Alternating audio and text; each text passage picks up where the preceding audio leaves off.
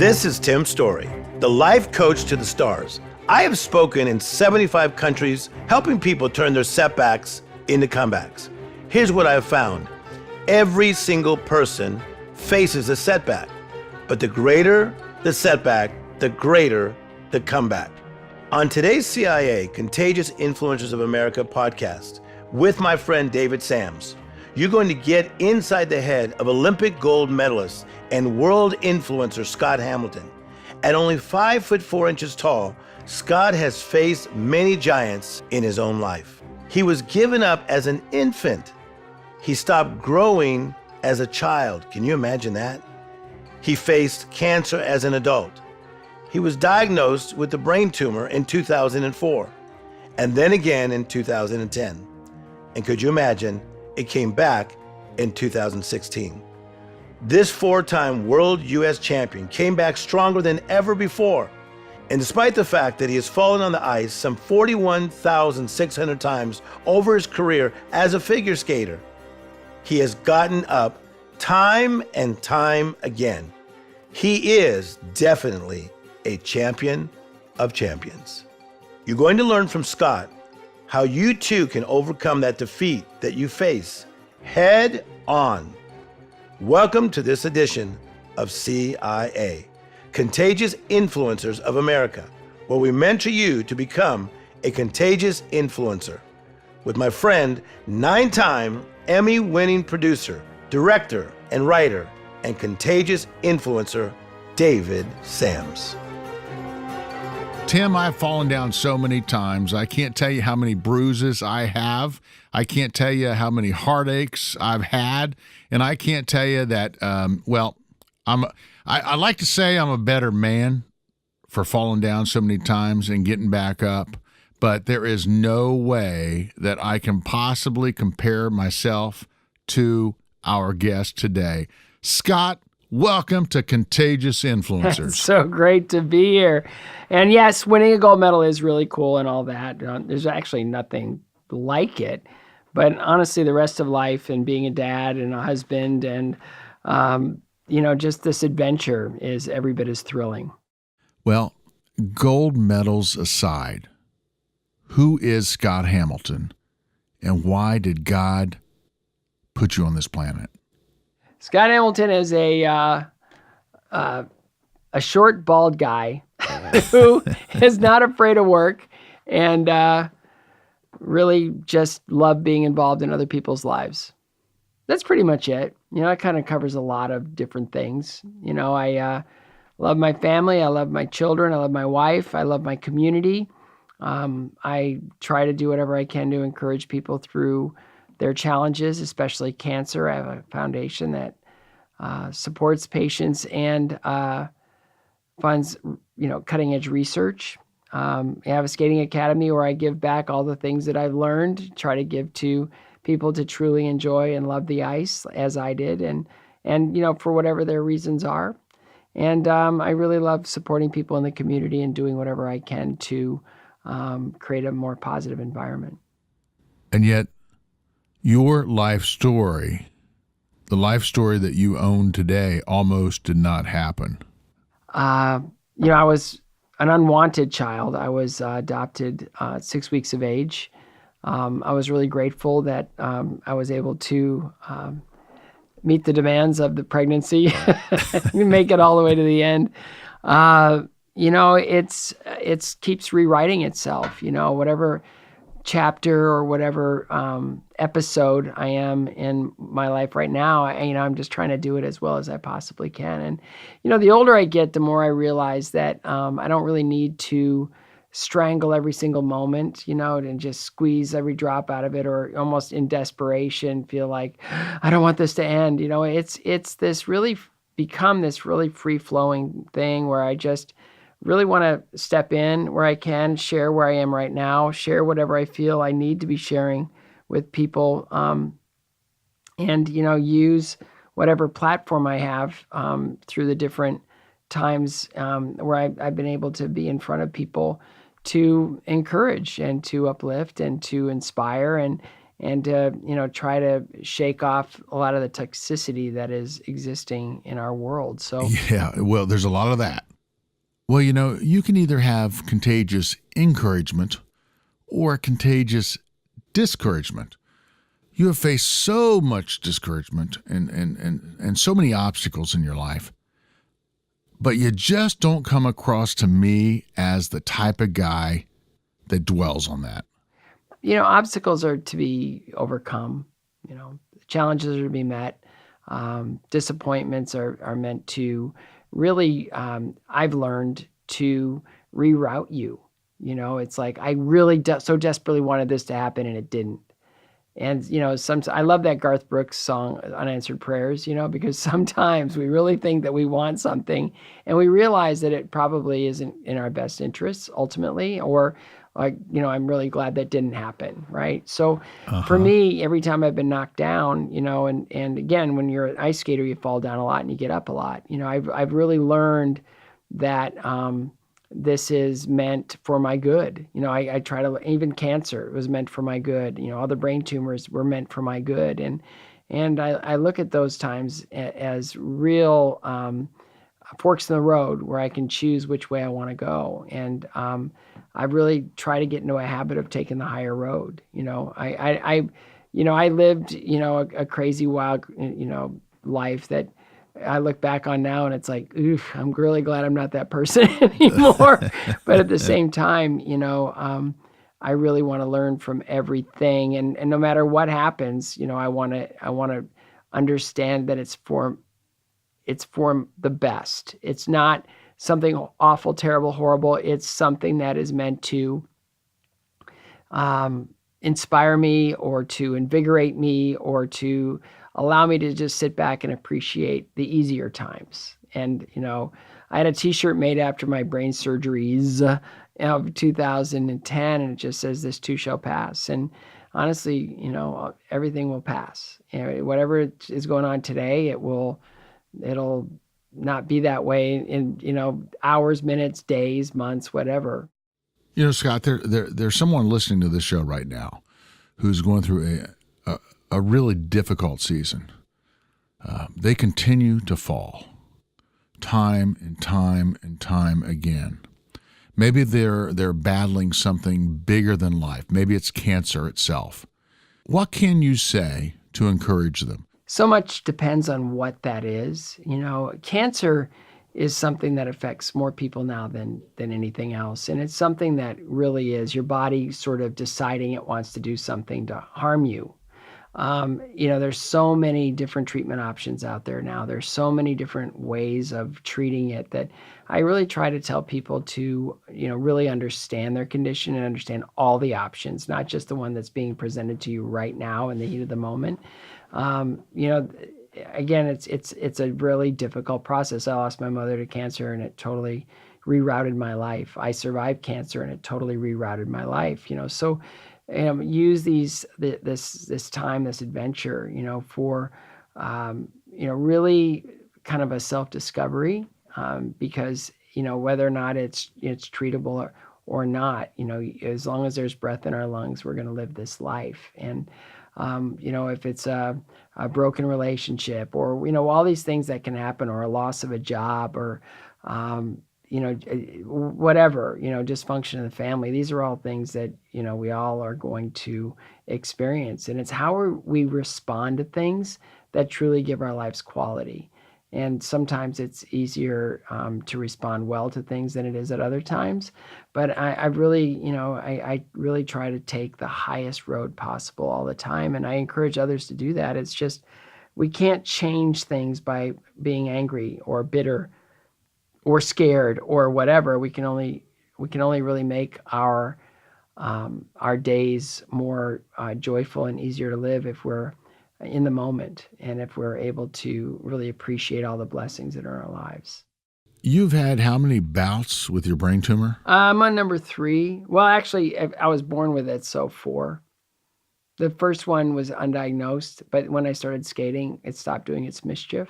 So I don't know why. The secret weapon. Oh, yeah, just skate, right? So you hit your head a lot. I did. I probably fell on it more than 15 times. But yeah, just for whatever reason, that was one of those things where it just stopped doing its mischief. I always try to process why. Maybe it was when I drove Gary Walker's brand new bike into the telephone pole on his birthday party and I had like a concussion. Maybe that's what did it. Maybe I should do more of that, right? But yeah, this is, I had cancer in 97, which was one of the most important periods of my life, and it kind of made everything after possible. Without it, life would have gone on as it was. And I wouldn't have probably been in a position to accept and really celebrate faith. When you're living in the world of the world, it's different. When you're in the entertainment business and you're accepting the affections of 17,000 people on any given moment, right? It's easier to hide behind that. And cancer exposed me for who I was. I was on the bench in life. I was just on the bench. I was thinking that was enough. And to be able to be rerouted like cancer rerouted me was truly powerful, because the person I was back then, I had tons of integrity. I worked hard. I did all those things, but I was way more comfortable in front of 17,000 people than I was in front of one. And I knew I was broken. I knew cancer exposed that in me, and I knew I needed to kind of figure that out. How you respond to something really is probably the thing that's holding many people or most people back. You have had so many things in your life to respond to, from your early childhood, being adopted, to the obstacles your parents faced with basically no money to put you through the training you went through. And all the illness when I was little. Yeah. It's been a lot to, but again, that's kind of been my life, so it's sort of a muscle that I've built. If you do anything long enough, you're going to build muscle, whether it be physical muscle, mental muscle. It's more you I have a friend who's a comedian, and the more he improvs, the more that muscle develops in his brain. But it's like when you've been knocked down, you get up, and you fall down, you get up, or you fail and you find a way to, overcome that. It's a muscle that you build in your psyche. So I don't worry about things like, I guess someone experiencing something like this for the first time. And I totally understand what they're going through. It's just, you decide. It's kind of like every moment, everything is a decision, I feel. And I try to look at it, just reading, especially New Testament, everything that Jesus says to us is don't worry about things. Worrying is not going to, add 1 second to your life. He tells us how to love each other. He tells us, if someone harms us, just to turn the other cheek. It's like all the things that he tells us, to love our enemies, to love our, neighbors, to love others as ourselves, to love the Lord your God with all your heart, all your everything. All those things. If I truly apply them, it's like an infomercial, right? And it really works. It's like this thing. It's like all of it works. Like loving my children as I want to be loved by my Creator. It changes things. It's like I make mistakes all the time. I'm late on projects, or I don't do things the way, I know I can. It's beneath what I'm capable of doing. And we all do this every day, no matter what it is. And it's like, well, how do I want my Father in heaven to respond to me? Do I want him to actually scold me and shut me down? And it's like, no, like he's allowing me to, self-discover. He's allowing me to truly understand the capacity that is out there for all of us to, we meet deadlines, we respect others, we do things as we're meant to do them, and we in a way that we know is right. And my goodness, the joy and the ease of life and everything else that comes from that is something where I don't need to be oppressed or punished every time I do something wrong. And I just need to learn from it. And, that's where I just, the hope and the promise and the love of Jesus is something that truly identifies all of that. It's like, I know you're going to, you're by nature going to mess up, but I've taken care of that. it's not what you do for me, it's what I've done for you. Now what are you going to do? And it's like, yeah, I'm going to get busy. I want to do good things. I want to get involved in my community. I want to give my time. I want to, love my kids. I want to set a good example for them. I want to, help people through their struggles. And I want to write books that, really redirect people's lives and all these things that, as a good usage of time. And I really try to do more of that than anything else. And when I'm disappointed or if I'm let down or if I'm hurt in some way, shape, or form, I just try to process it differently. Well, it's been my experience that sometimes when we are brought to our knees, that's when we find that we need God the most. And I know in my own life, sometimes I've faced roadblocks. God's put up roadblocks for me, and frankly, it's kept me from driving off the road. So now when you first discovered that you had a brain tumor, you had just married Tracy, right? What happened was we got married, and if I tell people all the time, I want to do a pamphlet on how to get engaged, married, and pregnant in order in 3 months. This is how you do it. So we went from being, dating to married to within. Our son was born 9 months and 2 days after we got married, and it was in his 6th month of life that I realized that I don't really want to be away anymore. I don't really feel the need to be on the road or performing like that anymore. It was 5 times the work for a quarter of the return on investment of time, when you get older and your body doesn't work the same. So I just thought, now's a good time to step away and just be a dad. I was given this beautiful gift of a wife and a child. And so I stepped away. And then after I stepped away that next fall, about 8 months later, I was diagnosed with a pituitary brain tumor called a craniopharyngioma. And it's one that, I was born with. And it was really wild. I didn't, I have this young family. I don't know how to tell them, right? What do I say? And so I went from the hospital back to the hotel. And Tracy and her parents and Aiden, my oldest son, were just arriving. And he was right then 14 months. And she said, "What's going on?" I go, "I'll tell you upstairs." And so she instantly knew something was up. And we got into the room and put the phone down on the floor, and Aiden's just banging the phone. It's like 14 months old, whatever. And she just goes, "What's going on?" And I just said, I have a brain tumor. And she just grabbed both my hands and started to pray. And it was really powerful, like really powerful. And I realized in that moment just the power of prayer and where I wanted to take all things in my life from that day forward. I knew that never was I going to have a situation where I wasn't going to go straight to him. And so we just prayed, and then they had to do a biopsy, which is a frightening thing because if they make any kind of oops in the biopsy process, a lot of bad things can happen.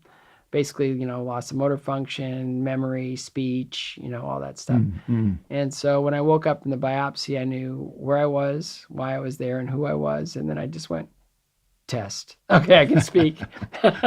All right, I guess that went well. And, I just started the adventure of now, what's life like now? And, it was radiation. Brain radiation is, after chemo, it's kind of rough, because you chemo brain, which is a little bit of a fog. And then you go into big radiation, into your brain. And it's 201 points culminating on the tumor itself, which was right in my optic chasm. And then, I really realized, I remember who I was back then, and I just felt quicker, maybe I was wittier back then. I have no idea, but I just know that I've lost more than a step or two in just this whole process. And so I guess that's another way of, just the Lord tapping the brakes. He's saying, slow down, I've got you, slow down. And so over the next months, I recover, the brain tumor's gone. Over the next years, another family, we have another son after that first brain tumor. It comes back, I guess 6 years later after the first one. And at that point, my youngest son was 2. And then we go to this whole period of the Haitian earthquake and what that did to Tracy, my wife, how devastated she was and how she knew she had to do something. A brain tumor comes back. We deal with that over a whole summer. One surgery didn't go quite as planned, and so it created other issues. And so I spent 2 months trying to figure out how to get rid of a brain tumor and now an aneurysm in my brain. And we finally fixed all that. And then getting back into life again, we brought these 2 kids home from Haiti, and now we have 4 kids, which we weren't busy enough before. And, it's just that the endless adventure. What comes out of a difficult situation? Well, it's a decision. And we decided to do good things, bring these kids home, give them a life, build our family bigger and broader and more diverse and all these things. It was really kind of awesome. But then it was just, again, keep an eye on the health and make sure that I keep getting stronger and more, more understanding and more practicing of my faith. And then the next brain tumor comes, and this one just was different. 2016, August, all I heard was get strong. That's all I heard in my whole being. It just was get strong.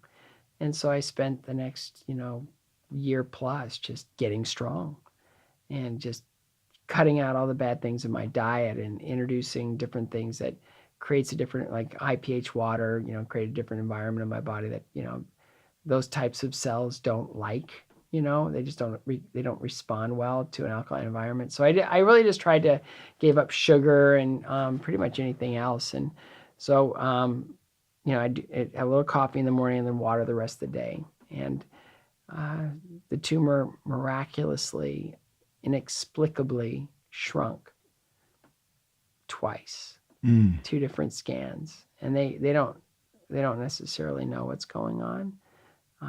For whatever reason, these tumors don't shrink. They just don't. They just grow. It's the nature of them. They just grow, and so they can't figure out why it's shrinking.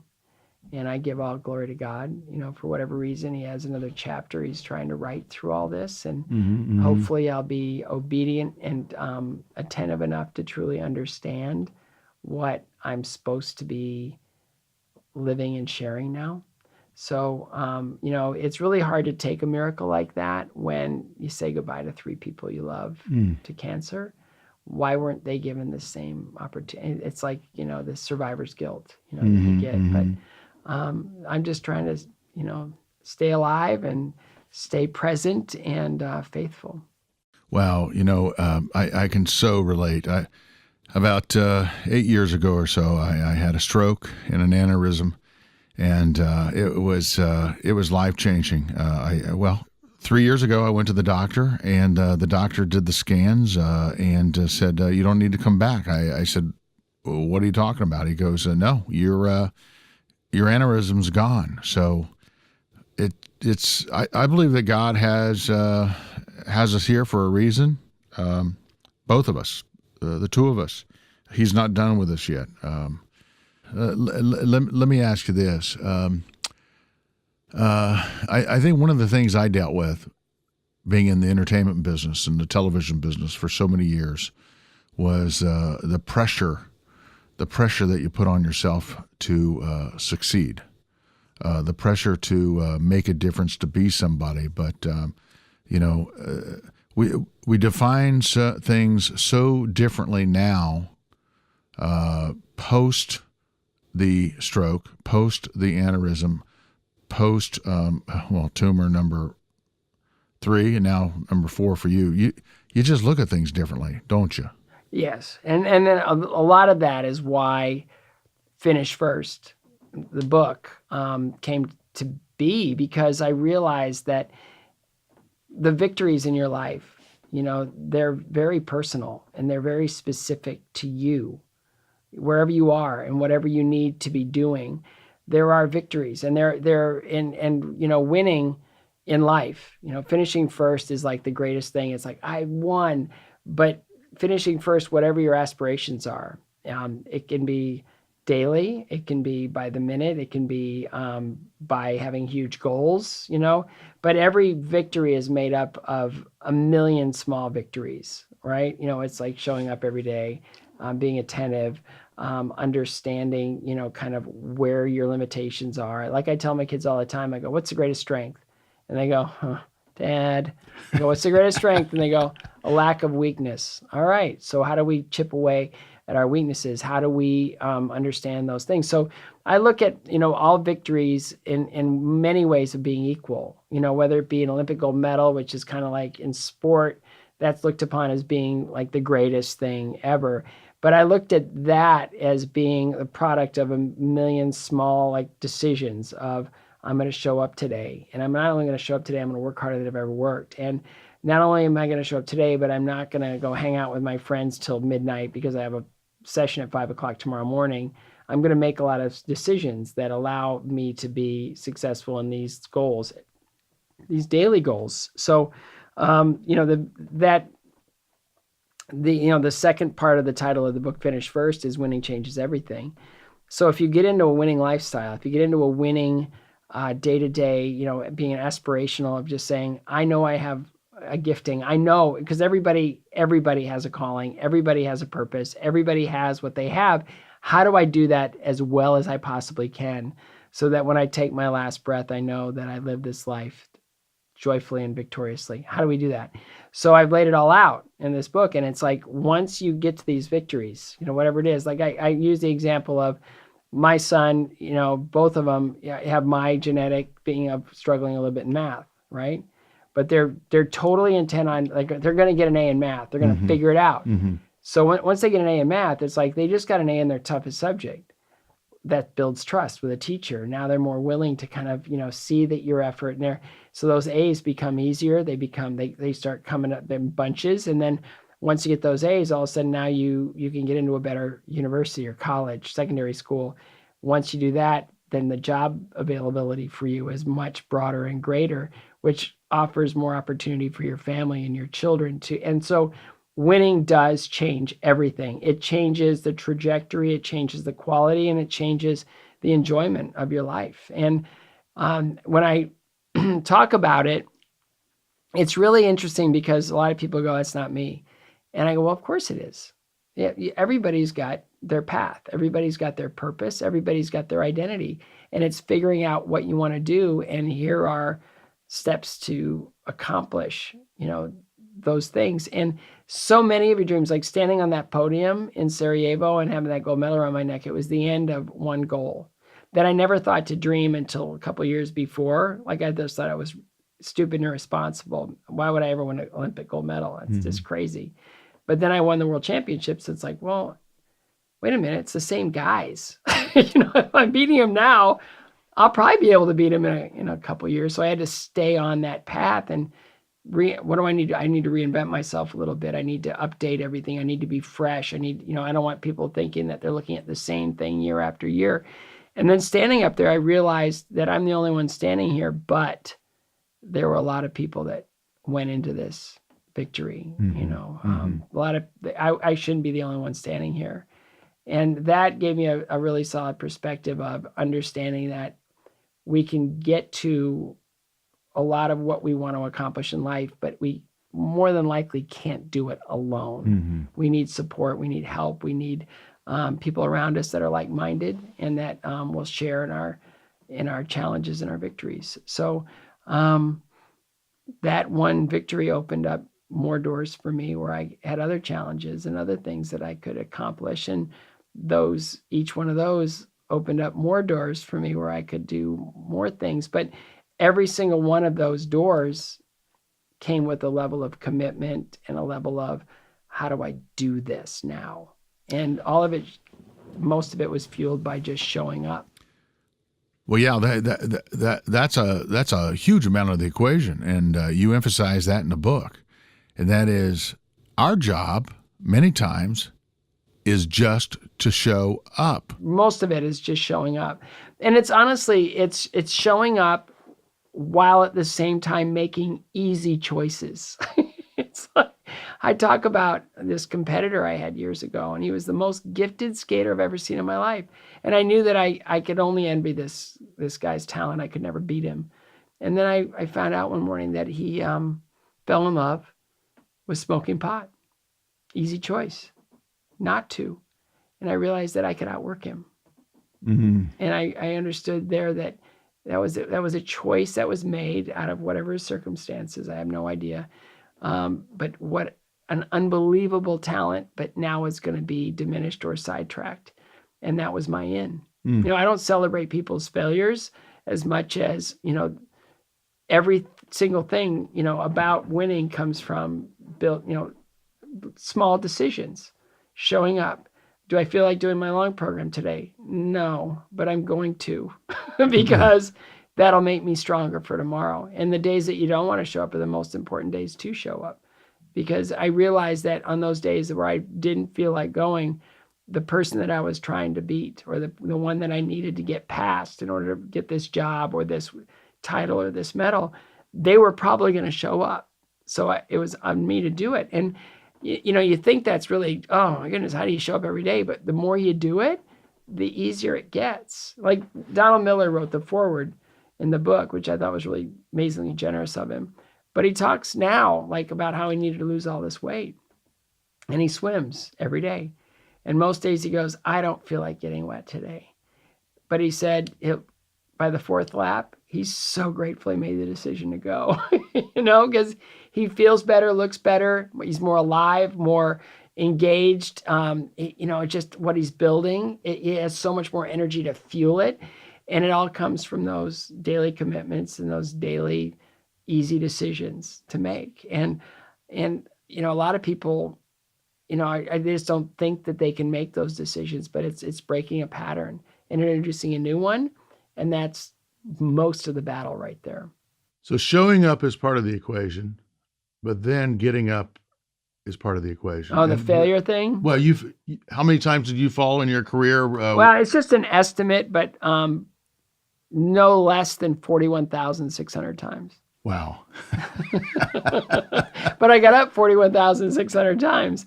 And that builds its own muscle. And your psyche is like, failure is temporary. I always, I talk about this thing. It was in my last book, The Great Eight, where I talk about, this chapter was fall down, get up and smile like Christy Yamaguchi. And basically that is, I saw her fall in a program one time, and she got up and she presented it like it was just the greatest thing that ever happened. It was like, ta-da.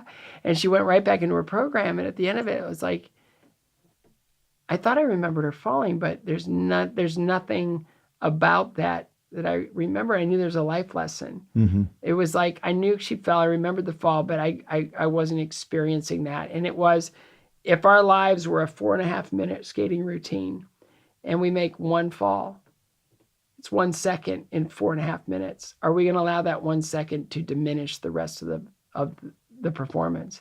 And Christy didn't do that. And so I always remember that as being, if I fall down in my life and if I make a mistake, no matter how much it is, I have to move on from it. And I have to basically put it behind me. I can't change it. I can't take it back. I can't adjust it. I can't tweak it. I can't do anything to, it happened. It's something that was there. It was awful. I didn't like it. It hurt physically, mentally, emotionally, everything. But now it's the next steps are the most important ones. And I've learned that over and over and over again from all the knockdowns and all the, the things that have happened. And it's just, you get up and it's what's next that really, you can't do a thing with that. It's done. It's over. Let's keep moving forward, and let's just sell the rest of the routine like nothing ever happened. And it's not denial or, it's not being like doing revisionist history. Yeah, it happened, but I'm not going to give it that importance. I'm going to learn from it. I'm going to move on, but I'm not going to base every single thing that happens in that failure and relive that failure over and over and over again. And that's part of, processing failure. There's not a person I've ever met, no matter what, whether they be, a CEO of a Fortune 500 company or, a 2-year-old that are just trying to figure out, how to live each day, where we don't fail. We fail. We fail all the time. And if we're not failing, we're not trying. And I really want to shift the understanding of failure as being, it's not something that is devastating, debilitating. It's not the villain. It's the hero in the story. We learn from failure. We test our limits to failure. We grow from failure. It's not something that it shouldn't be debilitating. I'm taking the attitude that it's the greatest thing ever. Like my son, he just started playing hockey and he lost a game, and he was in the car and he was really upset. He goes, "I can't believe we lost as badly as we lost." I go, "Well, I mean, what did you learn?" He goes, "Well, I got to skate a lot better. I got to skate faster, and I got to work on my stick handling, and I need to get my shot up." And I was really surprised at how fast the game was. And I said, "That's great, buddy. What would you have learned if you won?" And he goes, "I don't know." So failure is really powerful tool. It's not the villain in a story. If anything, it's the teacher in the story. It's the person that helps you get to the next level.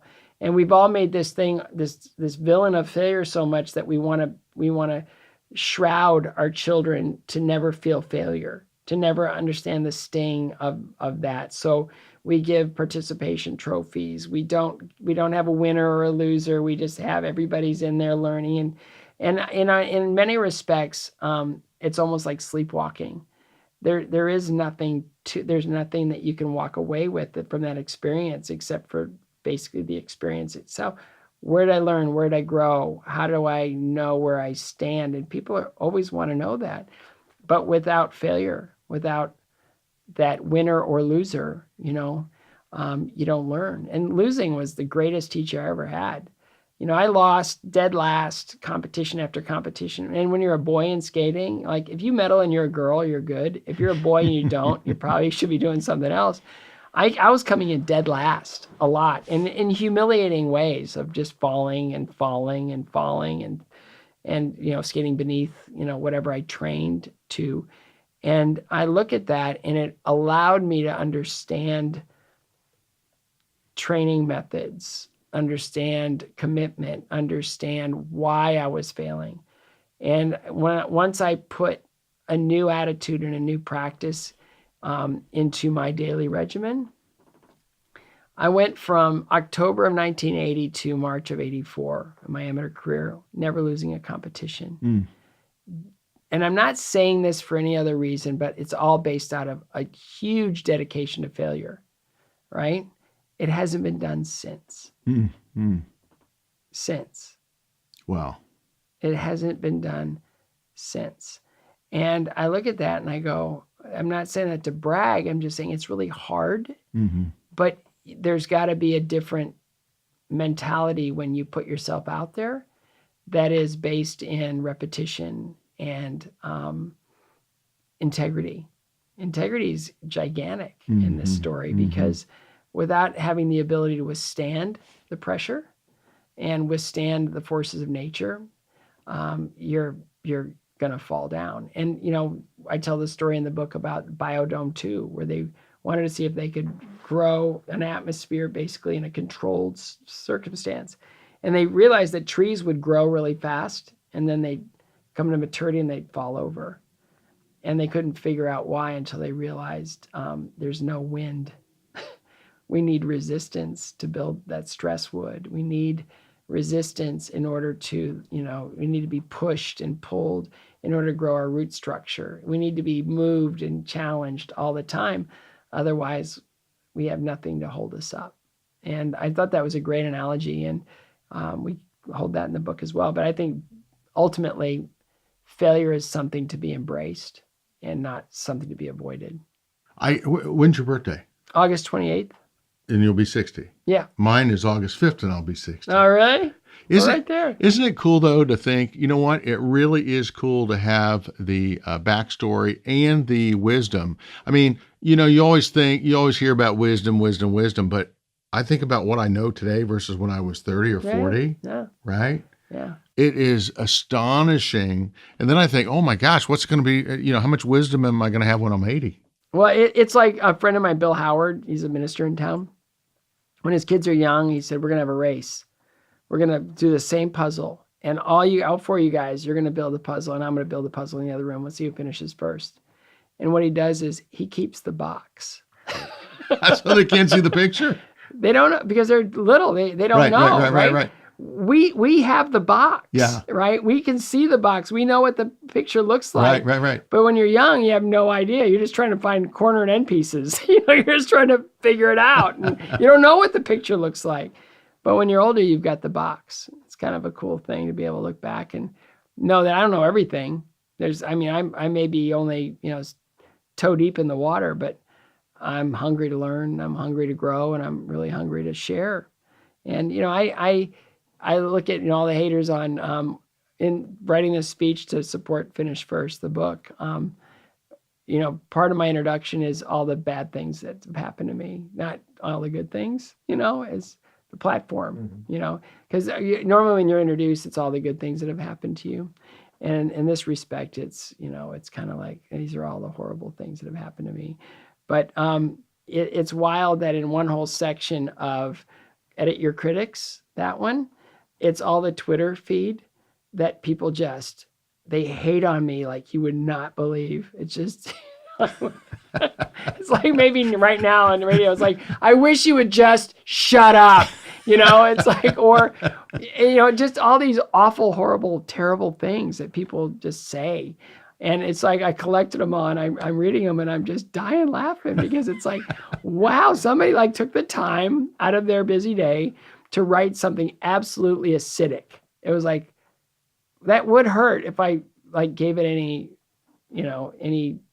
weight, power to do or weight. Yeah. But it's really funny that, you can look at things with a different perspective when we get to our, we own the box. Right. Does it ever bother you when you're being interviewed? I think every interview I've ever seen, people talk about your size. Yeah. But you've turned that into... No, it's the hero. I mean, the thing with me is if I would have been taller, it would take me longer to recover. Or if I made a mistake in a jump, it's like, it's the difference between an aircraft carrier and a speedboat. I'm a speedboat. I fit, it's like, I used to always say, well, what if I were taller? What if I were, better looking? What if I were this? What if I were that? And I go, but I'm not. I'm who I am. So if I celebrate that, I give other people permission to as well. So in any speech or any talk I give, I talk about being a short, bald, half-neutered, chemoed, radiated, surgically repaired, retired male figure skater of unknown ethnic origin. And that's kind of my laundry list of junk, right? But it's absolutely to the core of my being, that's who I am. I'm a short, bald guy who was a former figure skater. It's like, does it get any tougher than that? Well, I mean, it's awesome.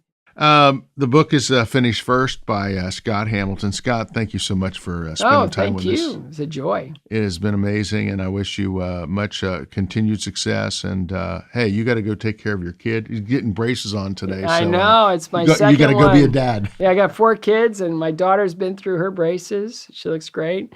Now my oldest birth child is getting his braces, and he's like, "Come on, Dad." He goes, "Why do I get all the crooked teeth?" I go, your little brother has it worse. Thank you, my friend. Thank you.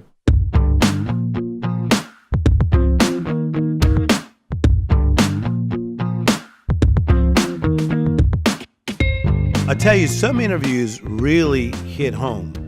When you see a man that had adversity in his life, but it kept on coming back, but he rose up one more time. That's what the Bible even talks about, that a righteous man will fall down 7 times and rise up 7 times stronger. And that's what happened with Scott Hamilton. He found out he had cancer, thought it was gone. It comes back, goes from one challenge to the next. David Sams, I'll tell you, he could have quit so many times, but he did not. What did you think about the interview? The thing that really got to me the entire time is just how loving and authentic the man is. I mean, I meet a lot of people. I sit face to face with a lot of folks, but there is just something that is so um, genuine, so loving, and so very, very, very authentic about Scott. As a life coach, there's some takeaways that I see. Is it one, he was willing to face his fears straight on and do something about it. See, a lot of people they have fear, but they don't face their fears and do something about it. Well, what happens? They get intimidated and they get frustrated. David, let's talk about your life. Because part of this program is David, you, facing your Goliaths. Because on the outside, we see all these Emmys that you've won, 9. I think about you on the Oprah show, working there, on Jeopardy, Wheel of Fortune, all the amazing things that you've been able to do.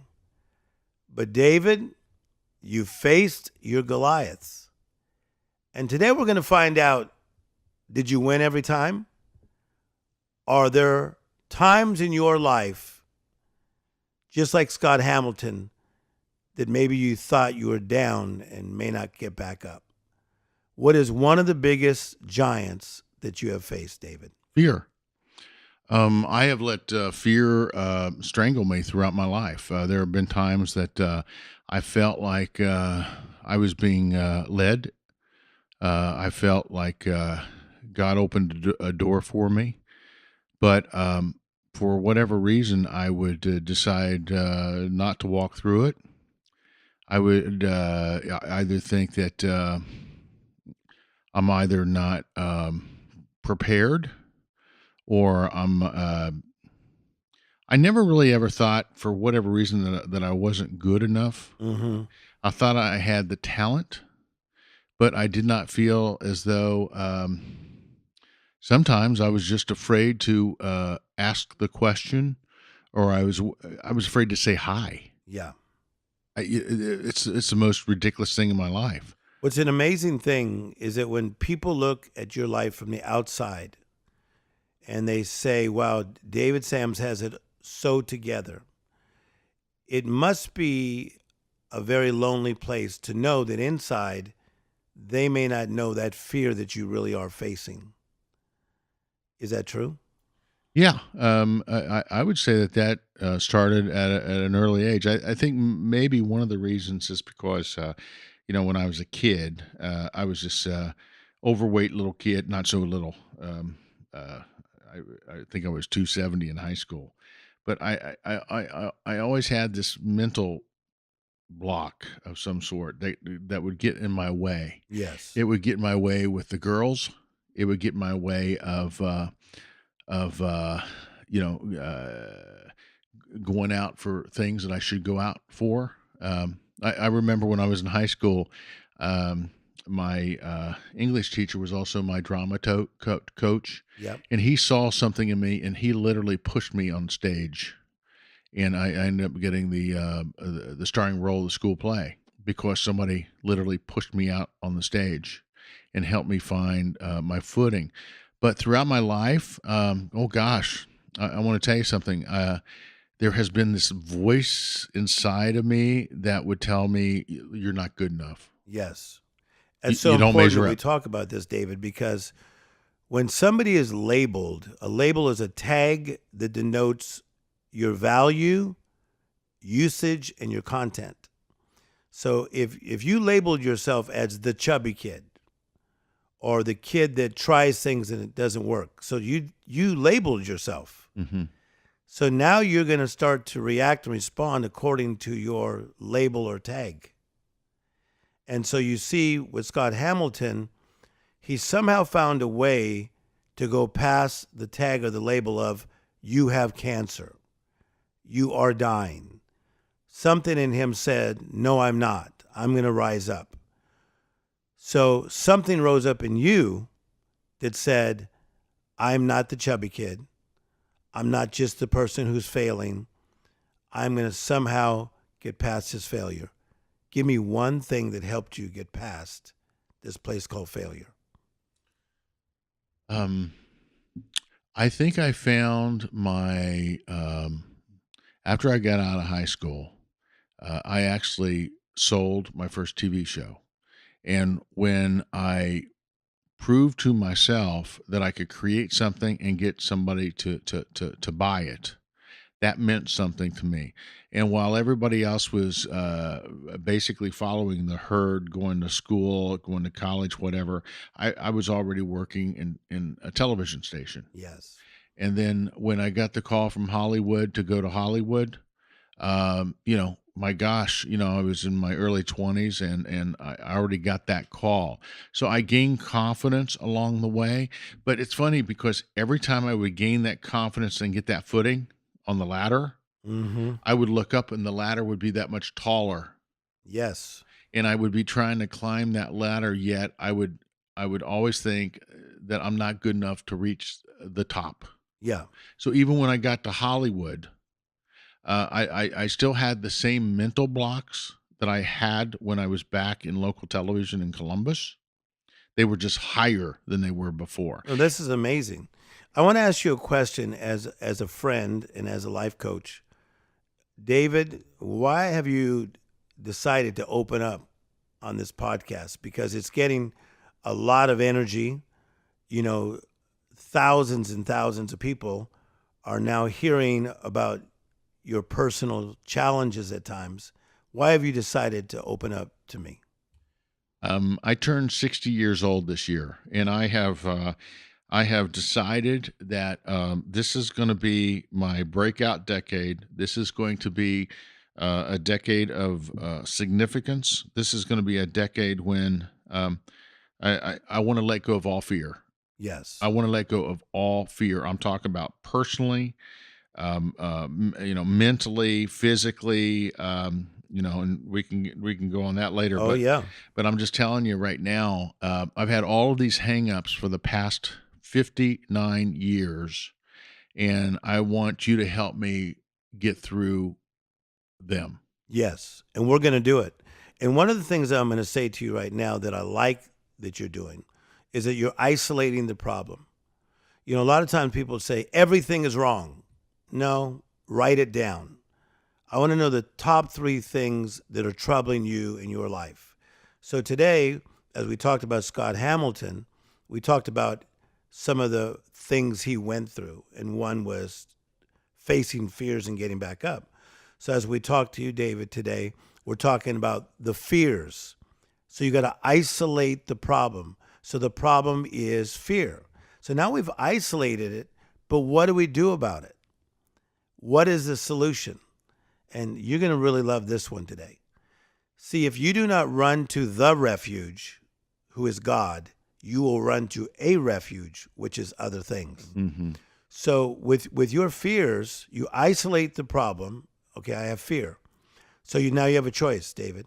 Do you run to the refuge or do you run to a refuge? Mm-hmm. Mm-hmm. Right? Mm-hmm. Yeah. I'm undone. I need repair. So the difficult thing is that I think a lot of people, and maybe you did it, they fake it till they make it. Mm-hmm. You hit the nail on the head. Okay. Yeah. So let's talk about that for just the last few moments. Yeah. No, I mean, I have felt my entire life. I have felt not my whole life. I have felt like there was a lot of faking it. Much of your life. Much of my life. Okay. I think that goes back to the whole idea of not being good enough, being the fat kid. Yeah. Right. It's like if you're not the best looking kid, and if you're not the greatest football player, and you're not the best at X, Y, and Z, then you have the only thing, you revert to faking it. Yeah. Okay. Mm-hmm. And so I think there has been some of that throughout my life. And one of the things we're doing in this podcast is we're showing people that you may not be what you want to be, but thank God you're not what you used to be. And if you are okay with your authentic self Mm-hmm. in your journey right now, so right now, maybe your life is not doing too well, but at least you're listening right now. So you had to make some right now decisions back then, David, to become the David Sams that I met. Yeah, and I'll tell you, the older I get, the more authentic let me put it this way: the older I get, the more comfortable I am with myself and in my own skin, Yes. and the older I get, the more authentic I become. And I've noticed that some of your authenticity pushes the boundaries with some people who love to play it safe. Oh yeah, I've seen some of your posts. I hear you on the radio, and I think sometimes you say things where somebody will say, why is a guy that powerful saying something that makes me feel uncomfortable? They almost want you just to have a scripted speech right. and just, draw within the boundaries, David. Yeah, I wouldn't do too good with a teleprompter, but I feel like, well, look, just what we're doing right now. This is not something a guy with a great bio, a great read. This is not something you normally do on a Facebook. No, get life coached. Put your dirty laundry out Right. there, right? I'm willing to do this because I feel like this is my. I'm going through a period of there's a lot of redemptive value here. Yes. I want to learn. I don't want to. I don't want to die. Yeah. In a year or 10 or 20 or 30 years, whatever it is. I don't want to die without at least attempting. Yes. To be the most authentic, real guy. For myself, for my own love of my own self, and because that's also what I want my daughters to see, And the other thing is that that's what I want my love of my life to see. Yes. That I don't want to be a fake when they put me in the ground. Okay, I want them to say he was the most authentic, caring guy, one of the most authentic, caring gentlemen that I've ever known. That's what I want to be. I don't want to be the 9-time Emmy Award winning producer on my headstone. I hear you loud and clear. You're listening to David Sams and Tim Story. They call me the life coach to the stars. This is a program called CIA, Contagious Influencers of America. We're talking to the man who runs this program. And as part of the segment, I actually take him through a real life coaching session. All right. So final thing on life coaching you and helping you to face your giants. Okay. So number one, I feel that you have isolated the problem that sometimes you dealt with fear since childhood. Okay. And you dealt with it in various ways. One of those ways is you decided to get bigger on the inside. You got bigger on the inside. When you feed your faith, you starve your doubts. Okay? It's good, yeah. Isn't that true? But if you don't feed your faith, David, the old David will come back and knock on your door and say, I'm still around. Have you noticed that? Yeah, I have noticed that. I don't care how big you get. Mm-hmm. I can work with the biggest actors in the world, and they say, Tim, I just don't have it today. I know my lines, but I just don't have it today. You know why? Because that old fear of the childhood knocked back on the door. So every single day, David Sams, you have to feed your faith and starve your doubt. I love that. Well, Tim, this has been wonderful. I can't wait for our next session. I can't wait for us to get back together here in a few days. And, I just can't tell you how much I appreciate you doing this with me. Yes. And I know that there are going to be so many people that are listening to this who are going to want to write in and ask you their questions. Yes. So let's tell everyone how they can get a hold of you. Yes. And how they can find you. So I'm at timstory.com. That's TIMSTOREY. I have an E in my story. So timstory, STOREY.com. And that's how you can get a hold of us and find out more about how we do life coaching, my book, Come Back and Beyond, and all the things that we do. But I also want to commend you as someone that all my friends look up to and I look up to show us your frailties, that you still have things hanging out. And every single week, we're going to be working on David Sams, working on his Goliaths. And working on them. You're going to face them, but you're going to work on them. And that's exactly what I'm afraid of. Tim, I have so many giants that I've been facing, but you know what? I trust you. You're such a good friend, and boy, you have life coached so many wonderful people. And I can't wait to see where this all ends up with you. And yeah, it's a little scary. It's a little weird putting my stuff out there, but if I can help somebody by just going for it, I'm willing to do it. So let's see where this goes. It's a new thing for me. I just want to thank all of you for subscribing, for downloading our podcast and subscribing. And please do tell other folks about it, your friends about it. It's something that we feel is really going to bring you great value over time. So don't miss an episode. We've got some tremendous interviews lined up for you here on CIA, Contagious Influencers of America. Of course, you can find us on iTunes or wherever you get your podcasts. I happen to get mine on Podcast Addict. So until next time, this is David Sams, just reminding you to go out there and live your life in living color, because at the end of the day, it sure is a lot more fun than living it in black and white. See you next time.